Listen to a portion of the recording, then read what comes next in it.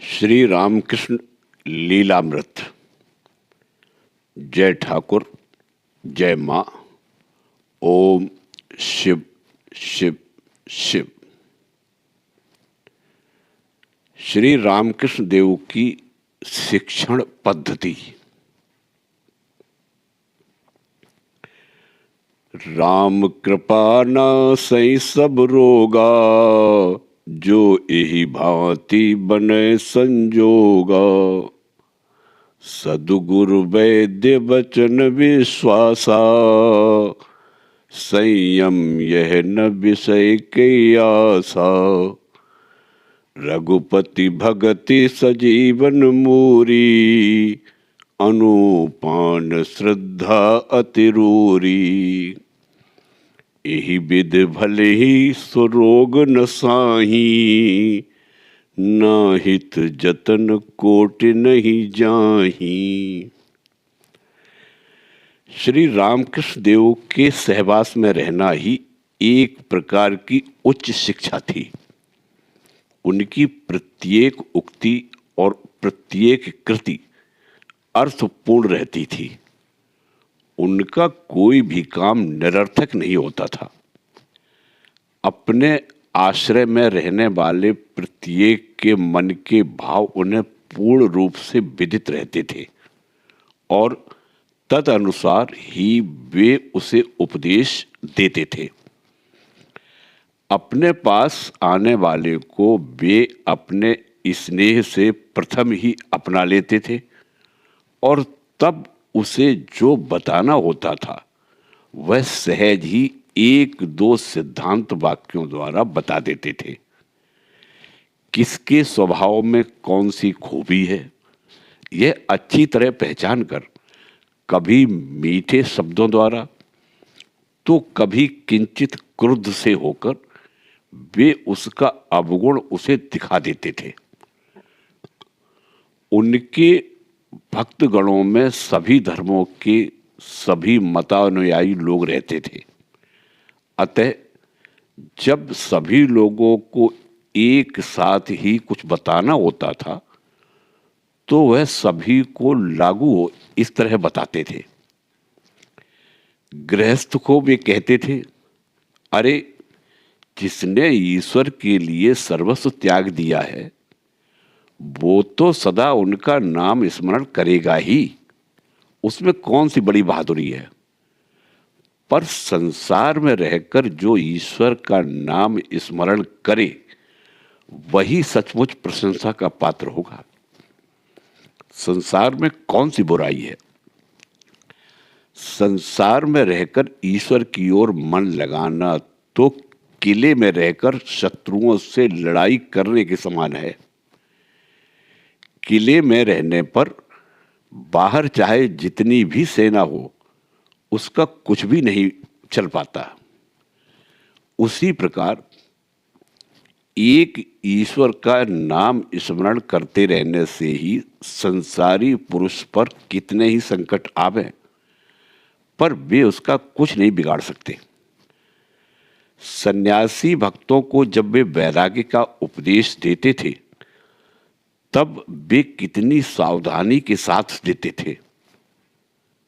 स्वामी विवेकानंद कहते थे, हम बाल भक्तों को त्याग वैराग्य की महिमा बताते समय ये हमें एक और अलग बुला लेते थे।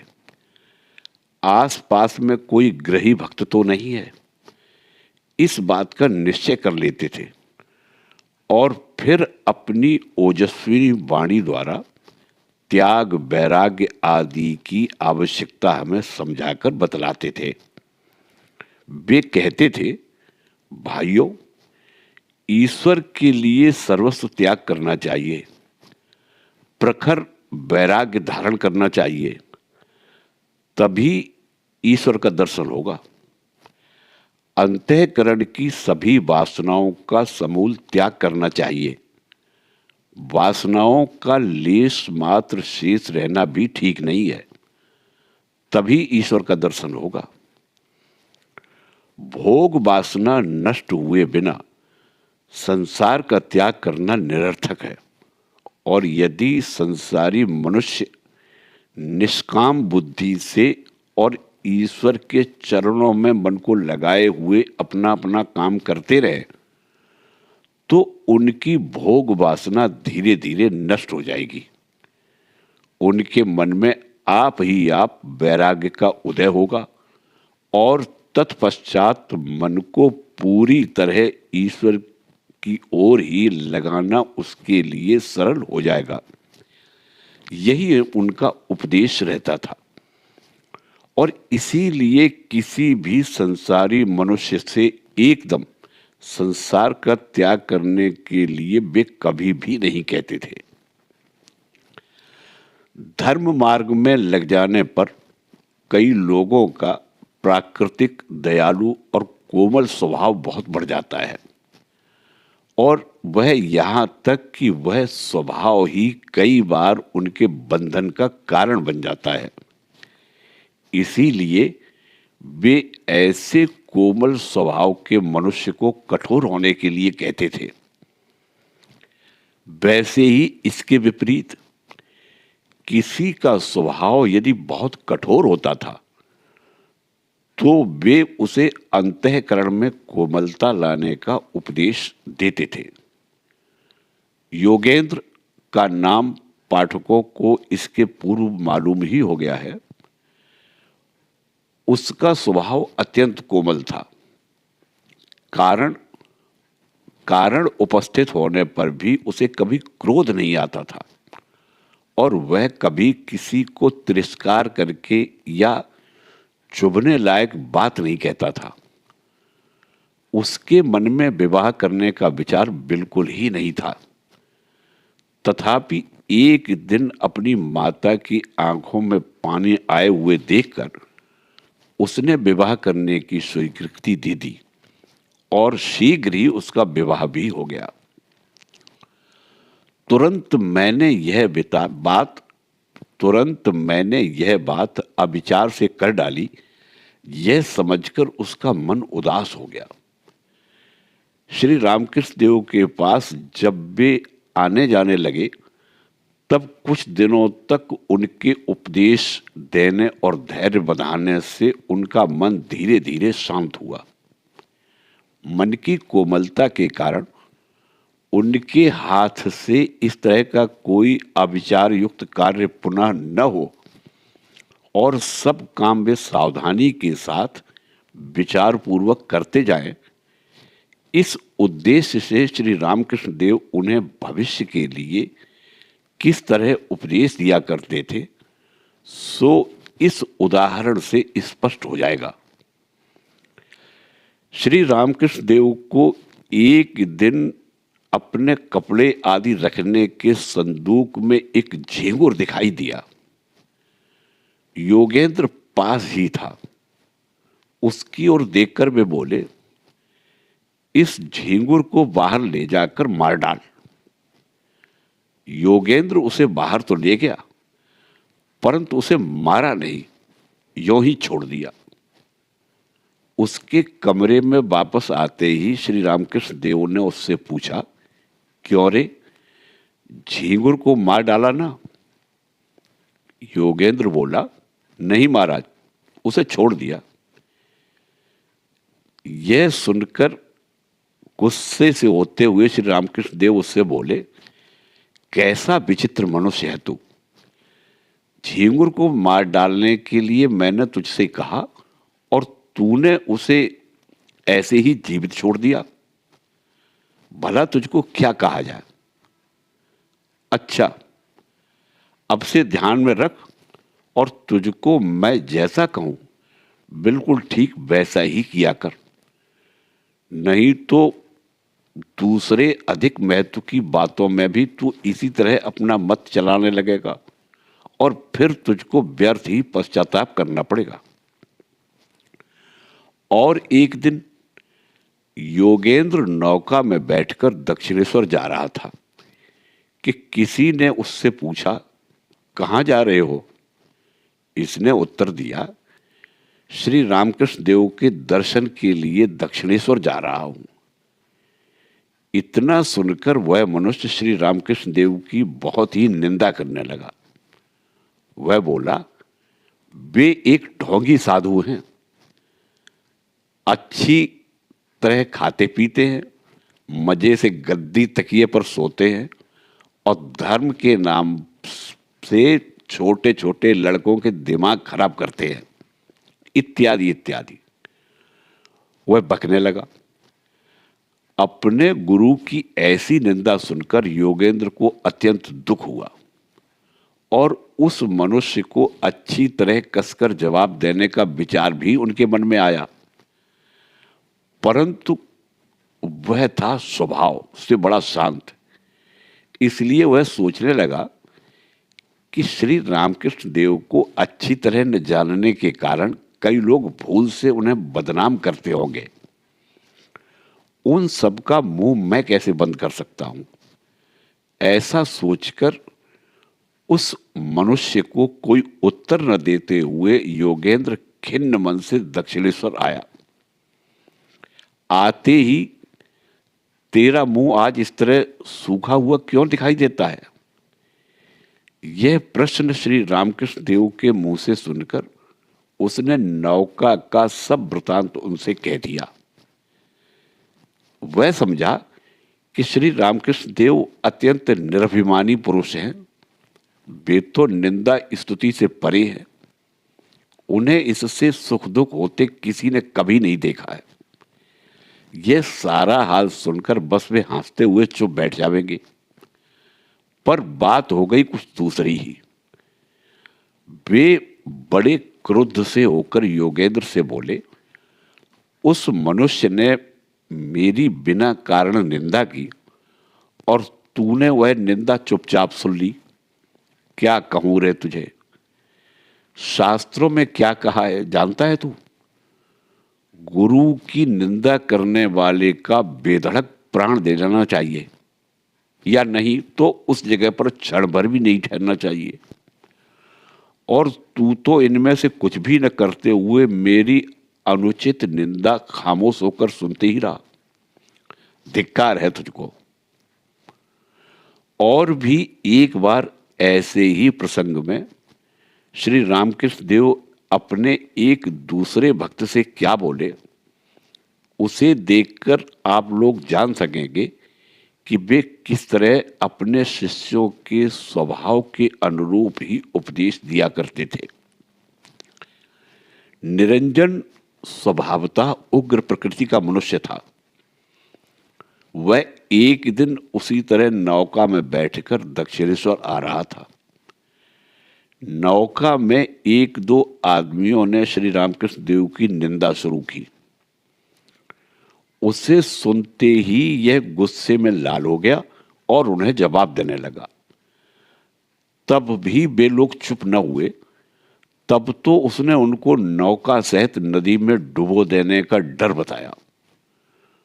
उसके कसे हुए शरीर और गठीले स्नायुओं और उसके रुद्र स्वरूप को देखकर वे लोग घबराए और उससे माफी मांगकर किसी तरह उन्होंने उसको शांत किया। पीछे जब यह बात श्री रामकृष्ण देव के कान तक पहुंची, तब वे उसकी निर्भर्त्सना करते हुए बोले, क्रोध राक्षस है, क्या मनुष्य को कभी उसके वशीभूत होना चाहिए? सज्जनों का क्रोध क्षणिक रहता है, आया और गया। दुर्जन लोग चाहे जिसकी मनमानी निंदा करते हैं, उनके मुंह लगने से तो सारा जन्म उसी में व्यतीत हो जाएगा। ऐसे अवसर पर समझ लिया करो कि लोग हैं पोक। इन कीड़ों की ओर क्या ध्यान देना? अरे, तू गुस्से के बेग में आकर कैसा अनर्थ करने चला था, देख भला। उस बेचारे कीबट ने तेरा क्या बिगाड़ा था कि तू उसकी नाव तक डुबाने के लिए तैयार हो गया था? पुरुष भक्तों के समान स्त्री भक्तों को भी वे ऐसी ही उपयुक्त शिक्षा दिया करते थे। एक स्त्री का स्वभाव बड़ा कोमल था। उससे वे एक दिन बोले, इतना कोमल स्वभाव ठीक नहीं होता, यह तो है मन की कमजोरी या मानसिक दुर्बलता। मान लो कोई आदमी बहुत परिश्रम करके तुम्हें हर बात में मदद देता है, पर सौंदर्य के मोह में पड़कर वह अपने दुर्बल मन को काबू में नहीं रख सकता, तब ऐसे अवसर में क्या उस मनुष्य पर दया दिखाओगी या दिल को पत्थर के समान कड़ा करके सदा के लिए उससे दूर रहोगी? इसलिए यह ध्यान में रखो कि चाहे जहां, चाहे जब और चाहे जिस पर दया करने से काम नहीं चलता। दया की भी कोई मर्यादा है। देश, काल और पात्र का विचार करके दया करनी चाहिए। श्री रामकृष्ण देव बारंबार कहते थे कि विश्वास के बिना धर्म मार्ग में उन्नति नहीं होती। इस वाक्य का गलत अर्थ समझकर उनके कुछ शिष्य लोग पहल हर बात पर और हर मनुष्य पर विश्वास करते थे। श्री रामकृष्ण देव की तीक्ष्ण दृष्टि में यह बात आते ही उन्होंने उन लोगों को सावधान किया, और यद्यपि वे यथार्थ विश्वास की महिमा सदैव बतलाते थे, तथापि उन्होंने कभी भी किसी को सद विचार बुद्धि को अलग रख देने के लिए नहीं कहा। वे यही कहते थे कि सदा सत और असत का विचार करना चाहिए, और कोई भी कार्य करने के पूर्व उसके इष्ट या अनिष्ट होने का निर्णय पूर्ण रूप से कर लेना चाहिए। उनके एक शिष्य ने एक बार किसी दुकानदार को धर्म का डर बताकर एक लोहे का धमेला खरीदा, परंतु घर जाकर देखता है कि वह फूटा निकला। श्री रामकृष्ण देव को यह बात मालूम होने पर वे उसका तिरस्कार करते हुए बोले, भक्त होना तो ठीक है, पर क्या इसके कारण विचार शून्य बन जाना चाहिए?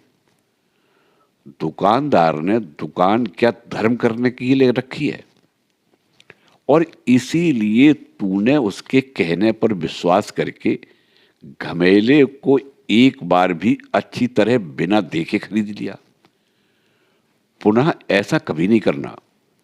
कोई वस्तु खरीदना हो तो 4 दुकान घूमकर, भाव देखकर जो अच्छी दिखे उसे चुनकर लेना चाहिए।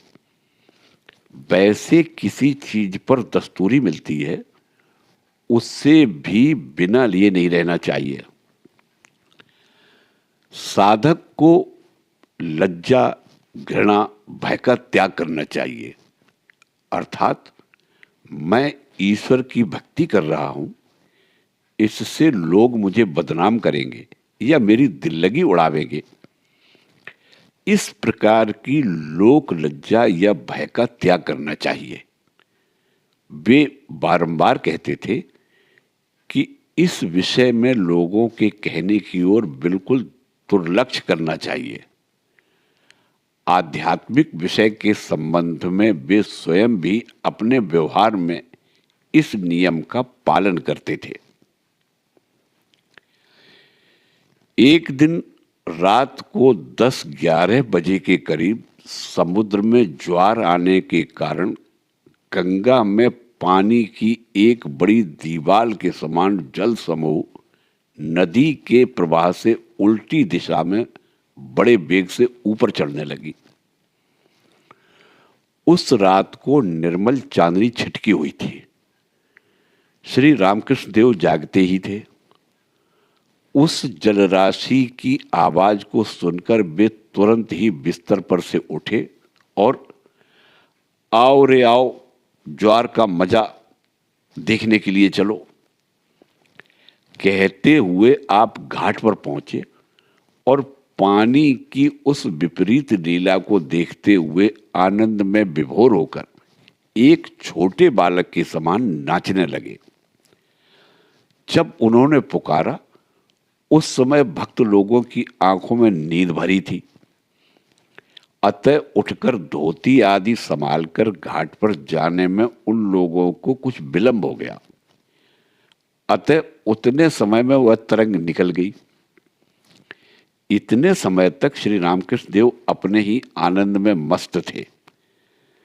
तरंग निकल जाने पर उन लोगों की ओर देखकर उन्होंने पूछा, क्यों रे, तरंग का कैसा मजा दिखाई दिया?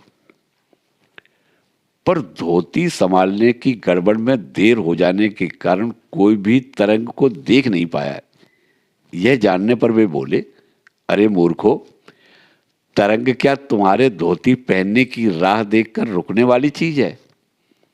अरे, मेरे ही समान धोती फेंक कर तुम लोग भी यहां क्यों नहीं आ गए? कई बार श्री रामकृष्ण देव अपनी भक्त मंडली में से किसी किसी के बीच विवाद खड़ा करके आप तमाशा देखने लगते थे और ऐसे वाद विवाद में जहां जिसका कथन गलत होता था, वहीं पर उसको रोककर उसकी गलती उसे दिखा देते थे। किसी विषय के संबंध में अपने को जितना भी मालूम है, उसे दूसरे को यथोचित समझाने की शक्ति है या नहीं, यह बात हर एक आजमा कर देख लेवे। यह भी एक उद्देश्य उनके विवाद खड़ा कर देने में रहा करता था। वे स्वयं भी किसी किसी समय ऐसे वाद विवाद में भाग लेते थे और इस तरह किसके विचार कैसे हैं, यह बात उसके बिना जाने समझ जाते थे। उनके शिष्य समुदाय में नरेंद्र नाथ के समान वाद विवाद में कुशल कोई और नहीं था। जब उसने श्री रामकृष्ण देव के पास आना जाना शुरू किया, उस समय वह ब्राह्म समाज का अनुयायी रहने के कारण साकारवादी लोगों पर बड़ा कटाक्ष किया करता था। अतः श्री रामकृष्ण देव समय समय पर उसके साथ किसी साकारवादी भक्त का विवाद शुरू करा के स्वयं मजा लेते थे। नरेंद्र की तीक्ष्ण बुद्धि और शुद्ध अचूक तर्क शैली के सामने कोई टिक नहीं सकता था। इस कारण हर एक को उससे बहस करने में डर लगता था। पर श्री रामकृष्ण देव बारंबार जिस तिसके पास बड़े हर्ष से उसकी बुद्धिमत्ता की प्रशंसा करते और कहते, अमुक अमुक की बहस को उस दिन नरेंद्र ने कैसे तड़ाके से काट दिया। एक दिन श्री रामकृष्ण देव ने साकारवादी गिरीश चंद्र के साथ उसको बहस करने के लिए लगा दिया और गिरीश का साकार पर विश्वास अधिक दृढ़ रहने के लिए स्वयं उन्होंने उसके पक्ष का समर्थन किया। विवाद ऐन रंग में था कि नरेंद्र ने साकारवादी भक्तों के परमेश्वर के प्रति विश्वास को अंधविश्वास कह दिया। उस पर श्री रामकृष्ण देव बोले, क्यों रे नरेंद्र, तू अंधविश्वास किसे कहता है? मुझको समझा सकेगा?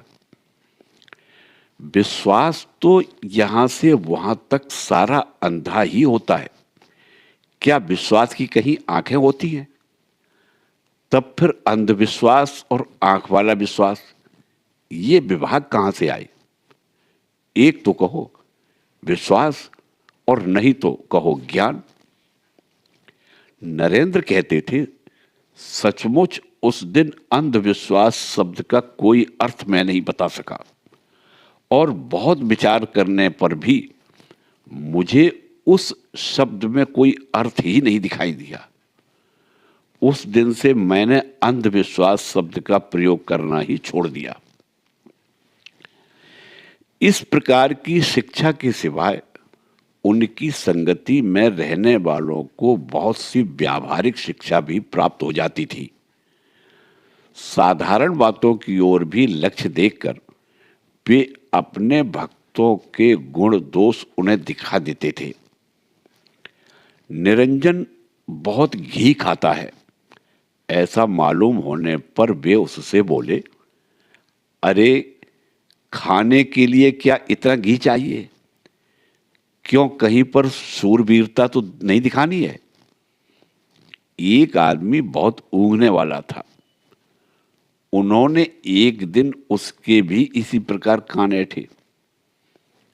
एक भक्त बैठक का अभ्यास कर रहा था। उन्होंने उससे यह शिक्षा छोड़ देने के लिए कहा। यह देख दुर्लक्ष्य किया। यह देखकर श्री रामकृष्ण देव बोले, मन से एक एक वासना दूर दूर करना तो एक तरफ रहा, उल्टे वासनाओं के जाल में अपने को अधिकाधिक फंसाते जा रहा है। तब तुझको क्या कहा जावे? ऐसा करने से तेरी क्या दशा होगी? वे अपने संसारी भक्तों से सदा यही कहते थे कि संसार में पैसा जरूर चाहिए, उसके बिना काम नहीं चल सकता। इसलिए सदा किफायत के साथ खर्च किया करो। कभी किसी के ऋणी या कर्जदार मत बनो। एक ने हुक्का पीने के लिए दिया सलाई की सीख घिसी, तब वे उससे गुस्सा होकर बोले, उठ, या रसोई घर में आग जल रही होगी, वहां जलाकर जाकर आग ले आ। अरे दिया सलाई क्या मुफ्त में मिलती है? क्या तू ऐसे ही गृहस्थी चलाएगा? साधारणतः ऐसा देखा जाता है कि अधिक विचार करने वाले पुरुषों का, कवि, गणतज्ञ आदि का लक्ष्य अपने विषय को छोड़कर अन्य बातों की ओर नहीं रहता। उनका मन अपने ही विषय के विचार में इतना मग्न रहा करता है कि उन्हें उस विषय के सिवाय और कुछ सूझता ही नहीं। कई बार तो उनके व्यवहार पागलों के समान होते हैं। पर श्री रामकृष्ण देव में तो दूसरी ही बात दिखाई देती थी। वे सर्वकाल ईश्वर चिंतन में निमग्न रहने पर भी उन्हें हर तरह की छोटी मोटी बातों का भी स्मरण रहता था। अपनी सभी वस्तुओं की व्यवस्था वे स्वयं करते थे। उनके कमरे की सभी चीजें बिल्कुल यथास्थान रखी जाती थी। प्रत्येक वस्तु का स्थान निश्चित था और उस वस्तु को उसी स्थान में रखने का उनका नियम था, और उसी तरह वे दूसरों से भी कराते थे। उन्हें गंदापन, अनियमितता आदि बिल्कुल पसंद नहीं थी। अमुक समय पर अमुक कार्य करने का निश्चय हो जाने पर वे उसमें कभी कोई ढिलाई या दीर्घ सूत्रता नहीं होने देते थे। इन सब गुणों के कारण उनके सहवास में रहने वालों को भी नियम पूर्वक रहने की आदत आप ही आप हो जाती थी। एक दिन सवेरे श्री रामकृष्ण देव दक्षिणेश्वर से बलराम बसु के घर जाने के लिए चले। साथ में उनका भतीजा रामलाल और योगेंद्र भी थे। सभी गाड़ी में बैठकर रवाना हुए। गाड़ी बाग के फाटक तक आई होगी कि श्री रामकृष्ण देव ने योगेंद्र से पूछा, क्यों रे, तौलिया और अंगोछा साथ में रख लिया है ना? योगेंद्र बोले, नहीं महाराज, तौलिया तो रखा है पर अंगोछा भूल गया। उसमें क्या है, बलराम बाबू एक आध दूसरा दे देंगे। श्री रामकृष्ण देव बोले, वाह, वह क्या कहेगा? कहाँ के भिखारी आ गए हैं, उसको क्या व्यर्थ ही कष्ट नहीं होगा? नहीं, ऐसा ठीक नहीं। जाओ और अंगोछा ले आओ। अतः योगेंद्र को वापस आकर अंगोछा लाना ही पड़ा। श्री रामकृष्ण देव कहते थे, बड़े लोग, श्रीमान लोग किसी के घर जाते हैं तो अपनी सारी व्यवस्था ठीक ठीक पहले से ही करके जाते हैं। जिसके यहाँ जाते हैं उसे कुछ भी कष्ट नहीं होने देते। और वही कोई भिखारी किसी के यहाँ जाता है तो यहाँ से वहाँ तक सभी को कष्ट देता है। और उस पर भी मजा तो यह है कि जिस दिन घर में कुछ न हो उसी दिन ये जरूर पहुंचेगी। श्री रामकृष्ण देव के समय में दक्षिणेश्वर में श्रीयुत प्रताप चंद्र हाजरा नामक एक महाशय रहा करते थे। लोग उन्हें हाजरा महाशय कहते थे। वे अपना बहुत सा समय जप ध्यान आदि में बिताते थे। श्री रामकृष्ण देव अपने भक्तों के घर जाते थे तब कभी कभी हाजरा महाशय भी उनके साथ रहते थे। एक दिन वे श्री रामकृष्ण देव के साथ एक भक्त के यहाँ गए थे। वहां वे अपना रूमाल भूल गए। वापस लौटने पर यह बात श्री रामकृष्ण देव को मालूम हो गई। तब वे उससे बोले, ईश्वर चिंतन में मुझे पहनी हुई धोती तक याद नहीं रहती है, पर मैं एक दिन भी अपना तौलिया या थैली कहीं भूल कर नहीं आया। और इतना थोड़ा सा जप ध्यान करने में तुझसे इतनी भूल होने लगी। उपरोक्त भिन्न भिन्न उदाहरणों से उनकी शिक्षा पद्धति का अनुमान किया जा सकता है। शिष्य की बारीकी के साथ परीक्षा करके उसको योग्य दिशा में शिक्षा देते हुए वे उसको भिन्न भिन्न विषय किस प्रकार समझा दिया करते थे, इसका विवरण थोड़ा बहुत अगले प्रकरण में किया जाएगा। जय ठाकुर, जय मां।